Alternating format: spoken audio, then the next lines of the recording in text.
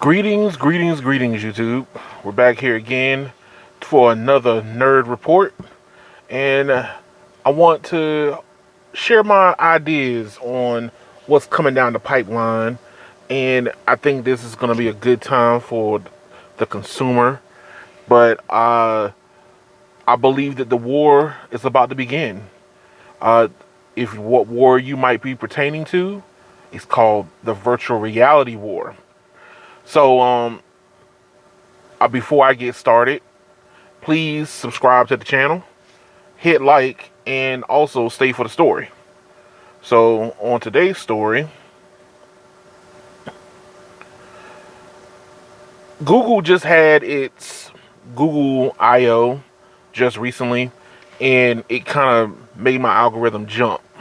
For the most part, I pay attention to the virtual reality space. I don't own a VR headset per se, but that's because I think that the gaming hasn't really come into the full fledged where it needs to be at. Plus, I play a lot of first person shooters, which requires a lot of information, and I don't think that VR headsets have gotten to that point yet to be able to do full VR and first person shooter mode.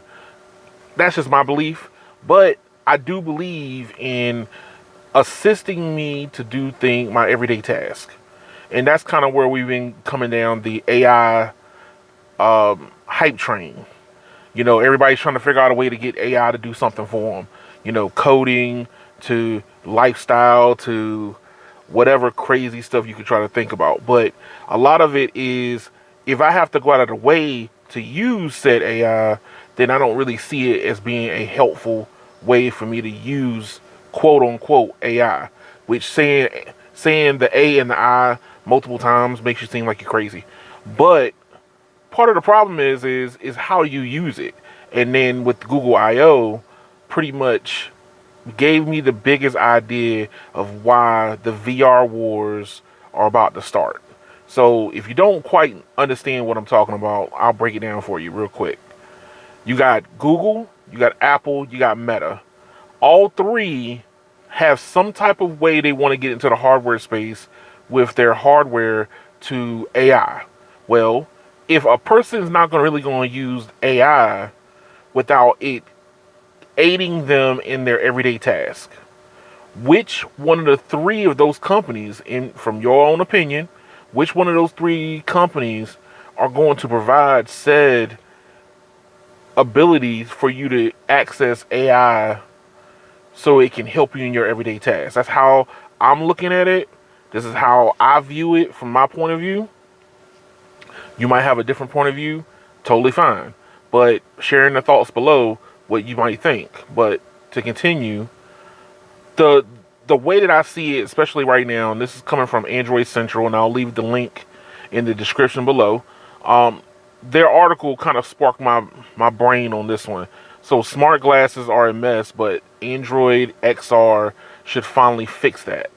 And I believe that we are back to where smartphones were in the early 2000s, where we are coming into virtual reality now. And the reason why I'm saying it like this is we have abilities to be able to do VR, but there's no coherent ability to do VR.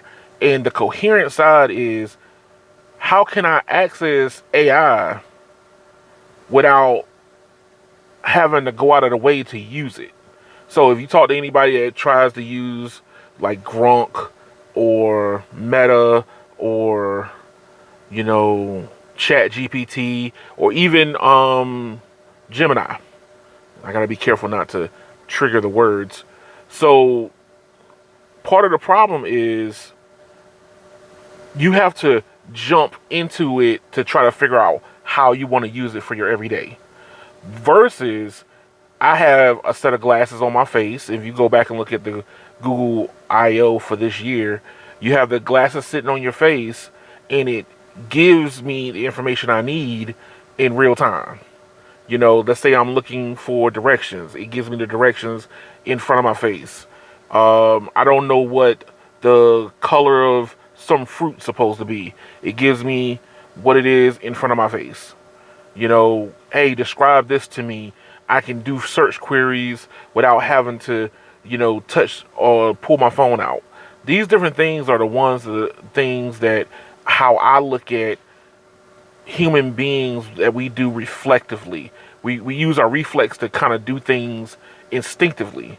And which one of these three companies, Apple, Meta, or Google, is going to help and aid with that on top of adding AI to make it useful for me to want to use it. So in this article, it goes in and breaks down everything, talking about how Gemini, and if you go and look at Google I/O, they go through like a whole slew of different things, which is crazy to me of the different things that these engineers have been coming up with. Uh, the reason why I feel like Google is going to be the top dog of this is because they're the most flexible of the three. I believe that the company from day one has been more flexible. I mean, if you use an iPhone today, you probably use 5, 6, 7 Android style apps, and without you even thinking about it. And we're not even talking about Gmail. We're talking about like maps. A lot of people don't trust Apple Maps. And that's nothing against Apple Maps. It's just that when you really need to get something, go somewhere, get something done, the traffic, all these different things people rely on, you really want that reliability. And Apple doesn't really give that to you. And are you really going to trust Meta with those capabilities too? So one of the things that in Google I/O came up was like glasses on your face, passive, a little screen on it. I think the Ray-Bans by Meta is out, but in Facebook slash Meta fashion, it's not aiding you as much. It is more of a pass through. It's not. I never really looked at Meta as a helpful company. That's just me in comparison to like a Google and even Apple. Apple tries to be a small version of Google at least. They came out with their own maps, which, you know, begrudgingly to them, it didn't start off very well, but at least they tried. Facebook slash Meta never really tries. It's just it absorbs all information coming in, which I would never buy Ray-Bans for Meta because it's just a one-way door. All the information goes in, nothing really comes out for me to be able to use. That's how I view them. But I do use Google Maps. I use Waze. I use different Google properties. And even though Google has let me down a lot, I still use them. But with the new VR wars, and you're gonna have companies coming out with these different AI glasses, like one of the companies that I've been following called XReal One or XReal, and their pass through basically plugs in directly into the phone.